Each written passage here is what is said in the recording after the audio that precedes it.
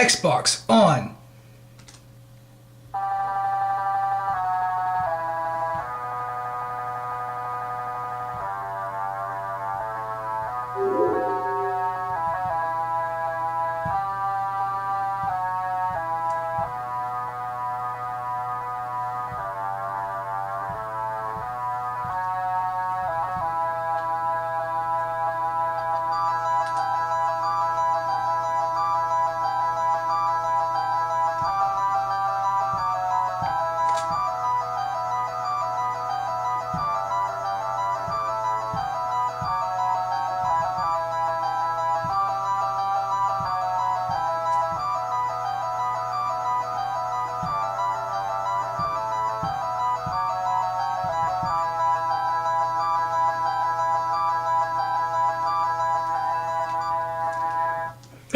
There we go. I just want to make a little intro. This is going to be DaBearded Podcast. Yeah, I'm starting my own podcast just because I like to ramble about stuff that I like. If you don't know who I am DaBeardedXeno. And this is going to be just me rambling about 4 topics this week. I'm going to do this every single week. Let me know how you like that song. It's just something I came up with on a little Vita app. And, yeah. I guess we'll get off with these topics. It's just going to be me in front of a camera talking about things that I want to talk about each week. You know, stuff that pertain to me, stuff that I find interesting, stuff that I don't find interesting, stuff that I want to concern to you. And turn my head around. Here we go. Well, you see the awesome Willing Utility logo.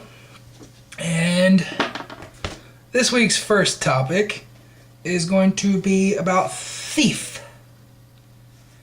And if you've been following our channel for a while, you know, at least for the past week, you've been hearing me talk about how I'm going to be doing a little Let's Play of Thief. I'm going to do an unboxing tomorrow. Well, technically today, because this is going to go up after midnight. It's 11:51 right now when I'm recording this. So I decided not to go to the midnight lunch. It's just not worth the reward. And my phone goes off. 30 minutes, no texts. Start recording, goes off. Never fails. Anyways, we'll be talking about Thief and why reviews don't matter.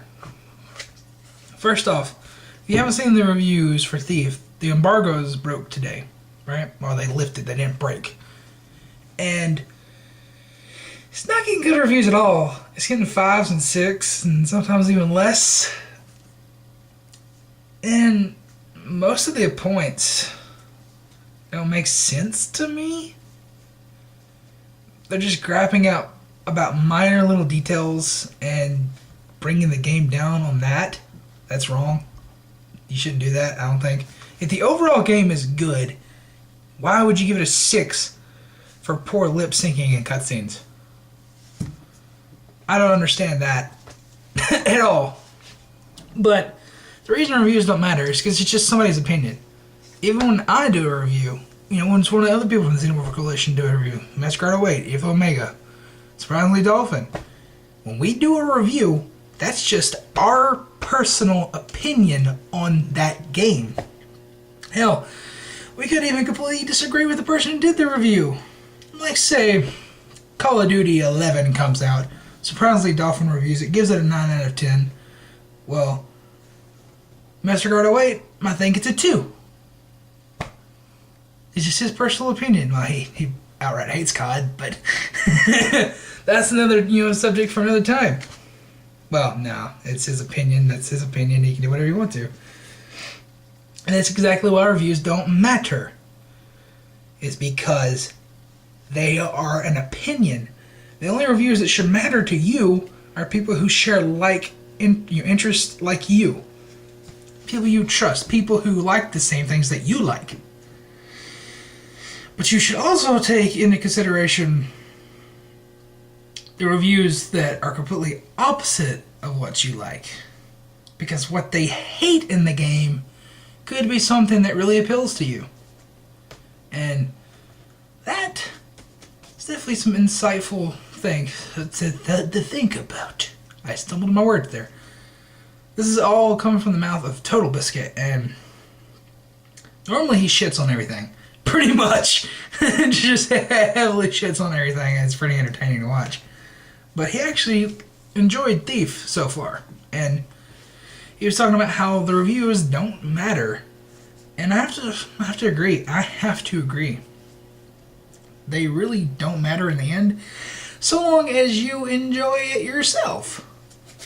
I know many of our viewers here love Aliens Cloning Marines. Did that get a good review anywhere?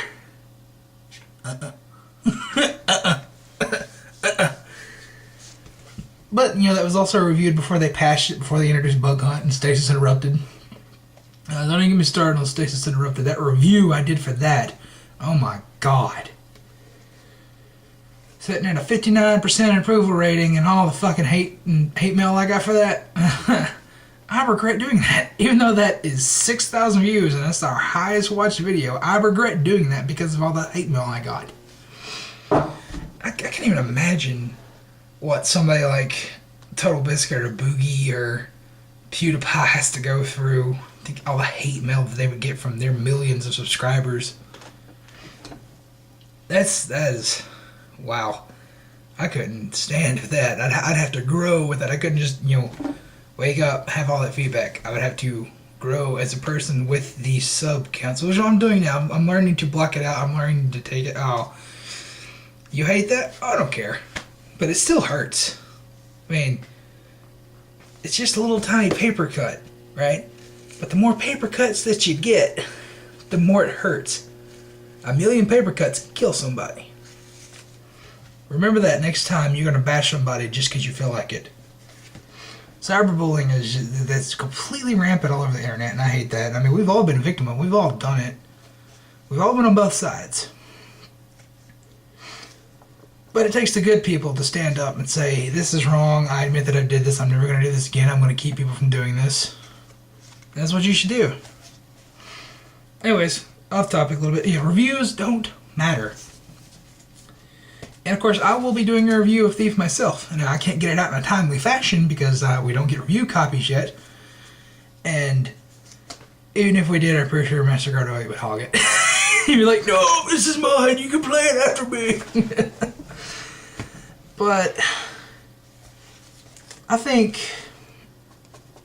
the way we do it is that we get our games on release day like everybody else. We play it with everybody else while everybody else is forming an opinion, right? We're not under strict time constraints. We're not saying, oh, you have to get this out with this deadline to get this exclusive, or, oh no, look at this, Polygon just posted their review, we gotta go now, finish your article. We have the time to actually sit down with the game, completely try it out, and then we can form an opinion.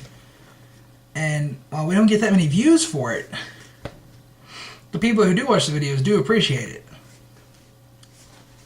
Now with DLC and stuff like that, you can crank those out pretty fast because they're just maps and stuff. But I will definitely be doing a review of this, and once the other Xenos play this and they form their own opinions, we'll have them say their own opinions, like a podcast or something like that over Skype or something like something similar, or just over gameplay, because I'm an Xbox One and I can record that. Yeah, I'll definitely be doing a Let's Play of Thief, and if it doesn't get that many views, I'm never doing a Let's Play ever again until we get like 1,000 subscribers. Then I'll try another one if we get 1,000 subscribers. Just nobody watches them, and I guess if that's not what you want to watch, then I won't do it anymore. I won't waste my time and energy doing it, because that takes a lot of time to render out all those videos, and they're not that hard to edit at all. But rendering them all, and if I want to go 1080p, I have to go 10-minute segments. You gotta think, if I play for an hour, just an hour, which when you're playing a game, you can't just play for an hour. If I play for 1 hour, that's six episodes that I have to edit and render. Long day. And that takes about a good half a day just for those 6 episodes. And I'm going to be playing a lot longer than just an hour. So I that's a lot of content that I have to render out. It took me 3 full days to render out all the Titanfall footage. 29 episodes of the Titanfall beta stuff. And that took me 3 days. 3 full days to render all that out. In 720. And when I do Let's Plays like this, especially on Xbox One, I want to render it out in 1080p so it looks the best possible, so it represents the console as well, you know? And I do the same on PS4 whenever they patched in the HTC, or patched out the HTCP. I'll get to PS4 in a second. That's my second topic. But I just want my videos to look the best as possible, you know, and that takes a lot of time to render. And it also takes time to upload. That's just a lot of time out of my day that I could be doing something else and nobody watches them. I have so many Let's Play episodes that are sitting at less than 10 views. And that means out of 173 subscribers now, thank you, that means less than 1% of the people watch those videos. And that means nobody wants to watch them. And if nobody wants to watch them, I'm not going to produce them anymore. So if this Thief one doesn't get at least 10 views per episode, I'm not making another Let's Play for a long time. I'll just stick to multiplayer and reviews and first looks and stuff like that. Now the other Xenos, they can do whatever they want to. I'm just speaking from my side. I'm not going to do Let's Plays if that's going to be the case from now on. But yeah, look for the Thief Let's Play. Please watch it, or else I'm not going to make any more Let's Plays for a long time. And arguably, though, like the multiplayer stuff is a little harder because you have to, you know, edit it around and get out the boring parts. I don't like doing collabs and stuff like that, you know, montages. That stuff takes a long time to edit, but it's worth it because it gets views, and I just enjoy the final product, you know. The Let's Play is always, you know, I played the game, so why am I going to go back and watch it? You know, why am I going to watch somebody else play it? And yeah. I could always just play the game because, you know, I own the game and I can play it whenever I wanted to. Well, so there's no enjoyment for you there. Let's see, when it leaves the montage, I can watch it myself. Of course, I'd watch it on my computer where I have it saved. I'm not going to watch it and bump up the view count. Which I could do, but I'm not that dishonorable. Anyways, going to the second topic. PS4. Mainly, how you can't fucking find one. I have nearly $200 on an Amazon gift card.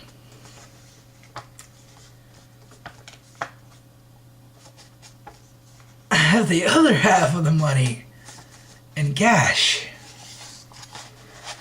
So I could buy another Amazon gift card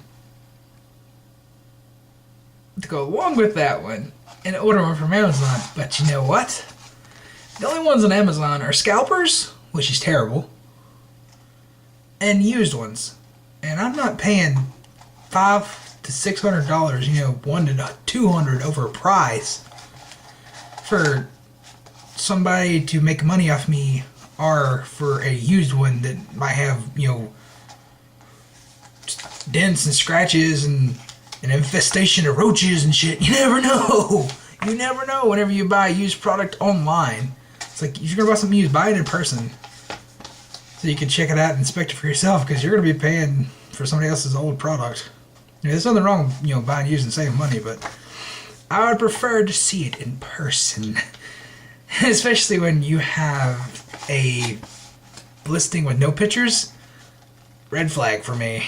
Red flag for me. Did I say with pictures? I mean, no pictures if I said with pictures. But, see, I'm in a predicament where I have the funds to get one, but I can't. It's like, Sony, I want to give you my money, but you won't take it. Make more. Make more, Sony. It's like, I want to get in and play PS4 games, you know? I've had this for 2 months. I've been able to play at Evil Omega's house, but I'm not going to sit down and play the entire campaign at his house. That's rude, for one thing, and wasting his time. And I'm just not comfortable at other people's houses with other people watching me playing a single-player game. I can't enjoy it. When there's other people in the room, I cannot enjoy a single-player game. Just like when there's somebody talking to me on Xbox Live, like, I can't enjoy it, you know? And it's just something about I can't focus. Because, you know, like, there's stuff going on in the background, or they're trying to carry on a conversation, I'm trying to listen to what's going on in the game, and it just creates this weird disconnect. And that's why I like, when I get a new game, I like to have isolation. I like to say, okay, got a new game, I want to take a couple hours to myself, and don't talk to me. Of course, people get mad at me when I do that, but that's what I have to do in order to understand the game. That's just my thought process. That's what I have to do. And it sucks that I have to do that because, you know, there's some people who can multitask, who can talk and understand the story and shit, but I can't. I have to focus on one thing, the story, or else it's not like Grand Theft Auto or something. I'm driving around, I don't give a shit there. But if it's a story where I need to know what's going on, like I care about, like say The Last of Us, that I would definitely want to play solo and isolated, which I did because none of my other friends have a PS3 or a PS3 headset. So, but it's something like that. It's an emotional journey where I want to learn everything about these characters. I don't want to try and carry on another conversation. It's not because I don't want to talk to anybody else, because I want to do that. I'm a very social person. You see, I like to talk to a camera.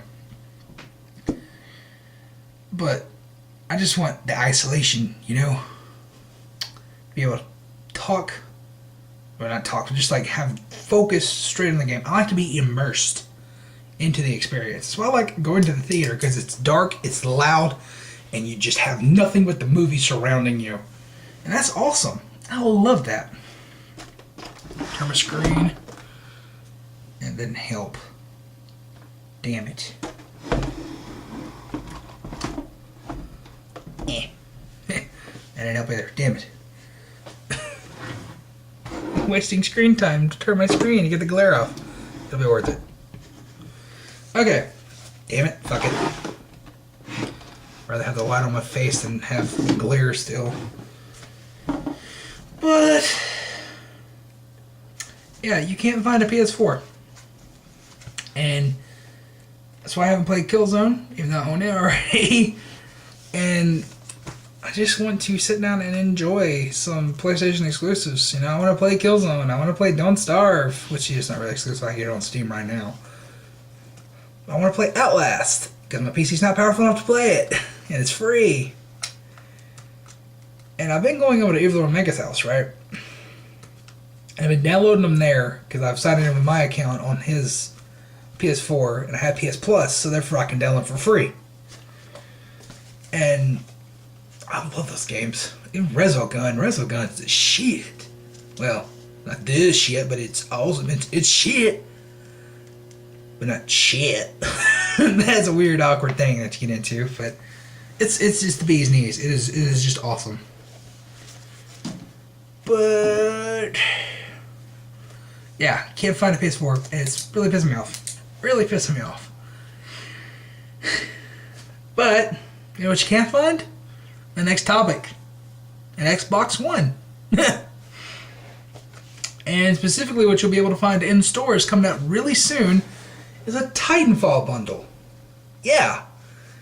Wow, it's not the best special edition bundle you've ever seen.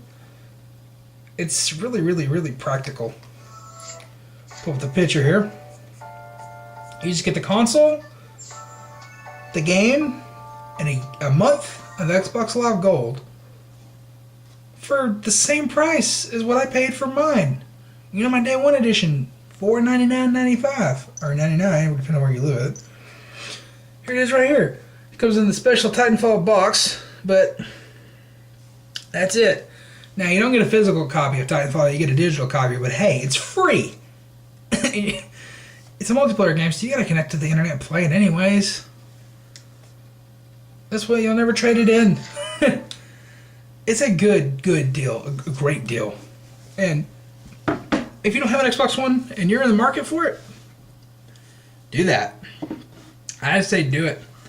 Titanfall is an amazing game. I highly recommend it. I say it is worth getting an Xbox One over if you have a few other games that you want. That's my personal opinion. But this pretty much seals the deal if you were on the fence. I mean, it's got Titanfall. It's got a month of Xbox Live Gold. It's got the system and Kinect all for the same price as what the normal one goes for. Why would you say no to this if you want one? So it's got the best game for the system so far, bundled in for free with the free month of gold, all for the same price. You still get Kinect. You still get everything that comes with it: the headset, the controller, the system, and Kinect, which is awesome. I've been on about Kinect before, but Kinect is great. It really is. I love Kinect. Now, while it's not the greatest thing in the world like they've touted it out to be, it is a useful piece of kit. I use voice commands every day. I think I started the video with saying Xbox One. So that says something,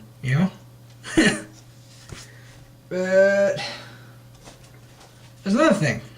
If you're one of the UK viewers and you have £399 and you're like, I want an Xbox One, but the PS4 is $100 cheaper, and I don't really care about Kinect, but I don't know, I want to play Titanfall. Well, guess what? This bundle is coming out at the exact same price of a PS4. That's right, they dropped the price of an Xbox One over in the UK. So now it is the exact price of a PS4. The value proposition in that box alone, honestly, how could you pass that up over a PS4 which just has nothing inside the box but the thing and a controller? The Kinect is an awesome piece of kit, and you won't be paying extra for it now. It is free. It is legitimately free to you along with the system. You get Titanfall for free, and you get a month of gold for free. You should not pass up on that if you are in the market for one. Honestly, this would be the deciding factor for me if I hadn't already had an Xbox One. If I was on the fence, Xbox One, PS4, Xbox One, PS4. I lived in the UK, I'd be getting that. Sorry to do a very stereotypical English accent, and I don't know if that would offend anybody, so I didn't want to do that. But, I would definitely jump on this. I mean, it's got the hottest title, and you got the Kinect and everything for free, basically. That's awesome. And a lot of people had reservations like, I don't want to pay $100 for Kinect. Which, honestly, I think it's worth the $500 total. I love my Kinect. I love my Xbox One. But now that it's the same price of a PS4, that's a no-brainer to me. That is a no-brainer. Go for the Xbox One. It's got the biggest value proposition. I mean, the ability to put that in your TV box and the voice commands and stuff like that, that is just wonderful. Wonderful, wonderful, wonderful. And people are going to call me a fanboy for this, but I don't care. I'm speaking my opinion. I just told you that I'm going to get a PS4. I mean, I'm a multiplayer gamer. I mean, I prefer Xbox, but I'm a multiplayer gamer. And I'm going to tell you, Xbox One is an amazing system. May not be able to play the games in 1080p 60 frames a second yet, if it ever gets to, but the games that are there are amazing. The exclusive games are amazing, especially Titanfall. And I know you play it on 360, but that's not going to be the same damn game. And PC, well, that's PC. Everything's going to be better on PC. But the only way you can play that if you have a next-gen console is Xbox One. Pure and simple. And honestly, you're not going to want to miss that game. It's going to be fun as hell. But yeah, that bundle is a steal of a deal. I mean, damn. I wish it would... I mean, it kind of pisses me off that I paid $500 if they're going to drop it here in the U.S. I don't know if they are yet. But at the same time, I was on the ground floor. I had the wonderful launch experience. I had the day one achievement. I had the day one controller. I had the special black box. And while that's not necessarily worth the $100 extra, I did get a special edition console. So the fact that I was able to get that does kind of rectify it, but not fully. Not fully, if they do lower the price over here in America. I kind of hope they do, though. Make this race really close. Really close. I mean, if you have a free game in every single Xbox One with a free Connect, with a free month of gold, how could anyone pass that up? It's the same. These consoles are near identical, except for what resolution they can play games. You know, some games they can do completely the exact same. And it's just because of the drivers. That's going to be ironed out as they go forward. So basically, you have two identical systems. One has a free, awesome piece of kit, and it has a free game. The other one, you get a controller and a charging cable. For the same price. What would you choose? What would you choose if you had no knowledge whatsoever? You just saw them on the shelf. Same price. This is a bigger box. It comes with this awesome accessory that would be $150 separate if they were going to sell it separate. Comes with a free $60 game and a free month of gold. See this one over here that just comes with the system, the controller, a charging cable. Oh, and a little piece of shit headset too. I forgot about that. What would you choose? What would you choose? Legitimately, if you were a kid, or if you were like a mother, or somebody who doesn't know about that game, you're just a casual gamer. If you were sitting there, you saw both of them for the same price, what would you choose? It would be the Xbox because it'd be the same price, and that's a wonderful thing. I think they need to do that. That completely drive the sales. They would be neck and neck. Now, of course, casual people will be on the Xbox. People would fucking hate that shit. I don't care. The more sales of Xbox gets, the better PS4 is going to do. The better PS4 is going to do, the better Xbox is going to do.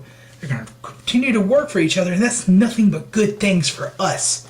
We get awesome exclusives out of that. We get awesome deals in gold and PS Plus. Without the competition, it would just be, oh, hey, we're going to overprice everything and barely give you shit. But no, competition encourages hard work. Competition encourages everything. It encourages you to play dirty, like Sony did at E3. And we need stuff like that in this industry to keep it alive. We don't need a stalemate. We don't need stagnant. That's what happened to it in the Atari era. It just died. We don't need that again. We need this to be fierce. We need this to be head-to-head. And dropping it down like that so it was a no-brainer for some people, that's what they need to do. Yeah, that's my opinion on that. But personally, if you can afford to get both, get both. Get both. I understand you may not have the money to, but if you can comfortably afford it, do it. Don't just pick a system and stick with it because you prefer that system, and don't say the other one's shit because you can't afford it or anything like that. That's just ignorance. I mean, I know why some people are just so fanboyistic. It's like, have you even played this system? No. Do you want to? No. I mean, it's not like some of them can't even afford it. Like some of them, they buy like 2 PS4s. Like, what?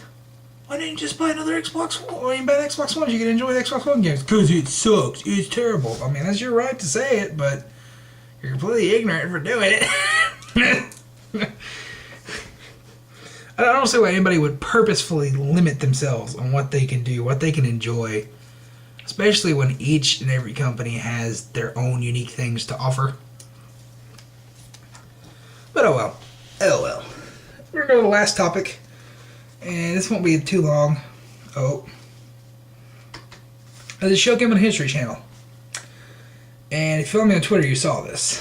It's called Criptid Swamp Monster, I do believe. That's what it was called. And they just, the teasers and stuff are just like coy little like, oh, there's a thing in Louisiana killing cattle and people. It's like, oh, what, is this like a Bigfoot documentary or something? Because that shit interests me. Bigfoot, aliens, ghosts, all that shit, supernatural.